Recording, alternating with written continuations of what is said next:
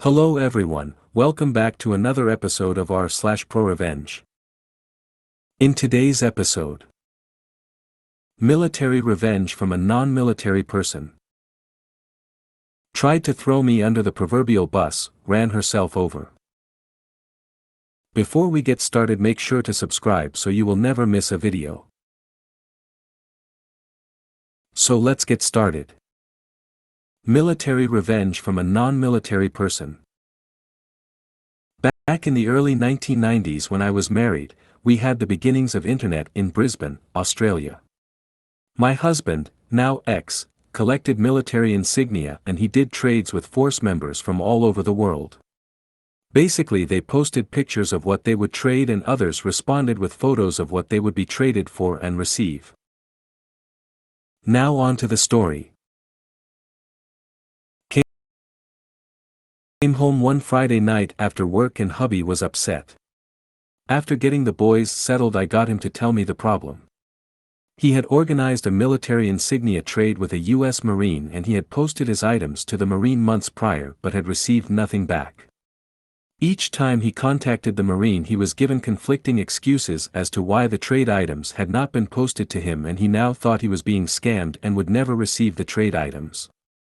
This had been going on for months.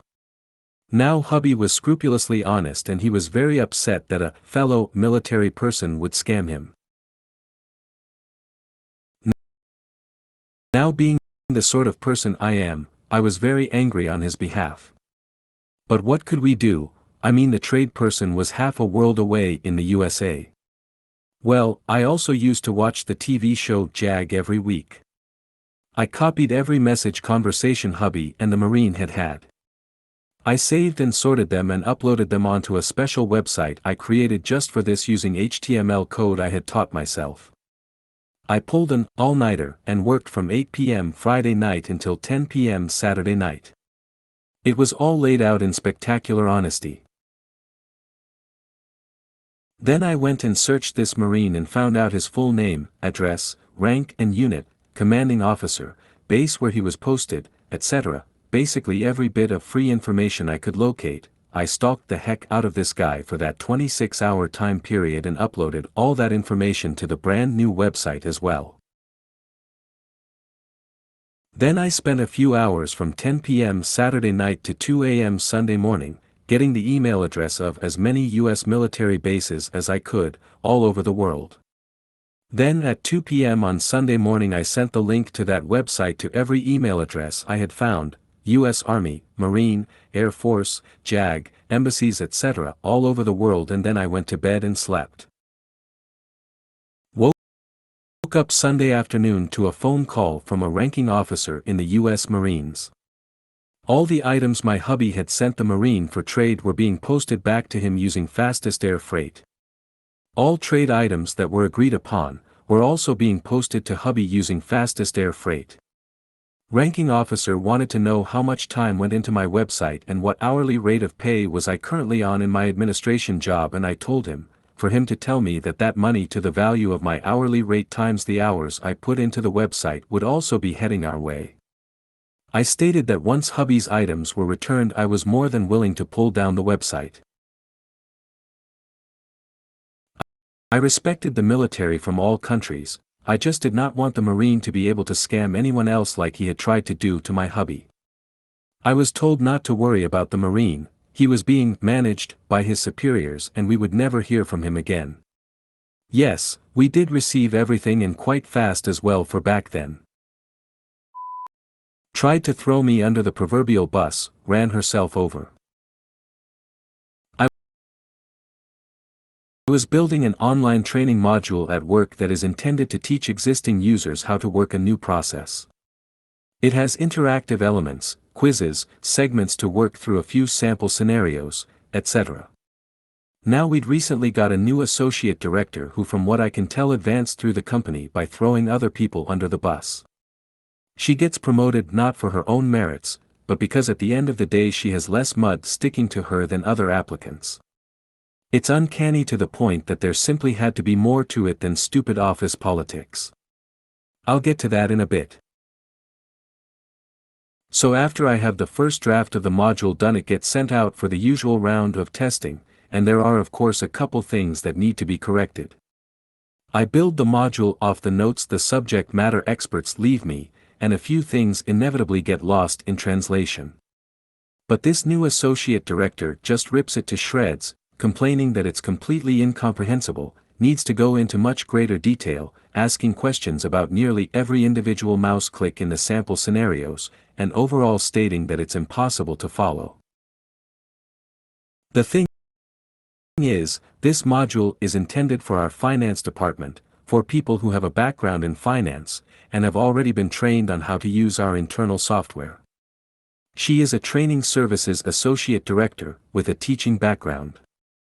The module isn't supposed to make sense to a former middle school social studies teacher, it's supposed to make sense to people with finance degrees.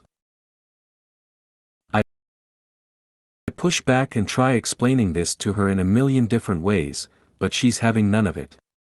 So I have to go back to the subject matter experts with her 20 pages worth of criticism. And at first they think I'm joking. I had to forward her email before they finally believed me. So for the next 2 weeks we're going over every nuance, including readdressing everything that was covered during their 3-week classroom training. How to set up their network drives, how to set up Outlook, including things as nuanced as, if you don't know how to set up your email signature, click here. I mean really basic stuff that has nothing to do with what the module was originally supposed to teach. But I now had to include it all because our new associate director couldn't find the on switch if you stapled her finger to it. This wastes my time, the subject matter expert's time, and time spent re-recording all the voice work. If you've done voice work in the past, you know you never get it in one take.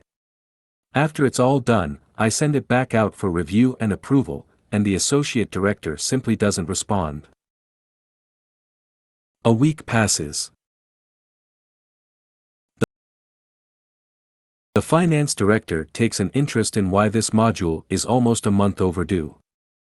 I go to forward the associate director's email again, except now I can't find it. Odd, seeing as how I have a hoarding problem when it comes to email. I check with one of the subject matter experts I was working with, he can't find it either. Turns out, none of us can find it. It's gone. So I check with a friend of mine in IT who after a little detective work discovers that a week ago someone did a compliance delete on the Exchange server. This basically is a seek and destroy for messages meeting certain criteria. In this case, a specific phrase she used in her email.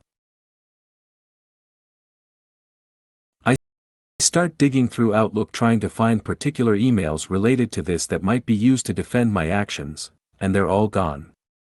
Inbox, sent items, deleted items. Every last one of them. Any email containing that particular phrase anywhere in it.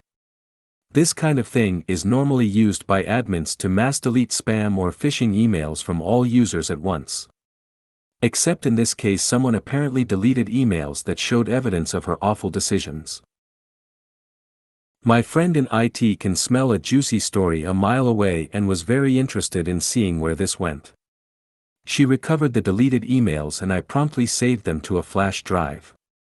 For the next few days, every time I had any email with this associate director's name on it, even unrelated stuff, you never know how something might fit together, I saved a copy to the flash drive. I informed the subject matter experts to do the same, and we started building our offline evidence locker. I didn't want to blow the lid on it just yet, I wanted to see if my suspicions were correct. Maybe a lifetime of watching spy movies and cop dramas had corrupted my thinking. Maybe there was another explanation. Who knows, it could happen, I don't know everything. I'll play defense. So after several in total trying to appease this associate director's unquenchable thirst for irrelevant details, and then getting ignored for a week, she finally publishes it and sends it to the finance director to approve so it can go live. Woo! Except the module, which was supposed to be a 30-minute online course, now contained 3 hours of content, and went down several irrelevant rabbit holes that had been deemed critical supporting information. As an analogy, imagine designing a training module to teach a nurse how to enter some new CPT codes and being told you have to teach him how to read too, because he might not know what words are. That's how much BS was rammed into this thing. And the finance director of course hated it, and was surprised that such a rambling mess of a module would come from me of all people. So he calls a meeting with me and the associate director on Tuesday to get some answers, and sure enough she immediately tried to distance herself from it. Tried to paint it as she made a couple suggestions and I clearly went way overboard. How I must have sent her a different version that she approved and switched them afterwards, that's not even possible, it would get thrown back into a draft status. She kept trying to talk over me as I voiced my defense, and to his credit the finance director finally just muted her so I could speak. And boy did I. I explained everything. I shared my screen, popped in my flash drive, and opened my copies of the emails that had supposedly been deleted. Every email exchange where she complained about the material, I pushed back, and she flat out ordered me to build the module in the way I did. She abruptly left the meeting and went offline. The finance director asked if I could send him a copy of all relevant files, and as I did so I told him they might not be there later. And then explained what I had learned about someone in IT using the compliance delete. He assures me he'll look into it, and the sh*T immediately hit the fan. The associate director never logged back on. There was a massive internal audit where people from her previous departments were asked to provide statements. Leadership tried to keep it hush-hush, but you just can't keep something that big under wraps. I don't know the specific what's and hows, but the associate director and one of the IT managers had both left the company to pursue the next stage of their careers, and we sincerely wish them the best. I don't really do the social media thing, but over the next few days as the rumor mill did what rumor mills do I heard their sh*T absolutely blew up, and it came out that the associate director and that IT manager were having an affair. Now this all went down about a month ago, but as I wrote this post I thought to check online court records. Both are now facing divorces, filed by their respective spouses. So yeah, there's a void in my direct leadership, in IT's leadership, and the entire IT department is getting a shakedown by information security to determine if there were any other leaks. I spent some time reflecting on why this whole series of events happened, and my best guess is she wanted to make a grand entrance by spearheading this masterwork training module that covered every possible scenario, and contained any and all information anyone could possibly want. Then as she started to realize how wasteful, rambling, and unnecessary it was, she realized that her grand entrance would be a grand faceplant. So she tried to erase the evidence and pin all the nonsense on me to save face, but inadvertently set in motion the events that would expose her little arrangement with the IT manager. Taking it up the ass in order to cover her ass, I guess. If you made it to the end of the video, thanks for watching. Don't forget to like, subscribe and share, and we will see you in the next video.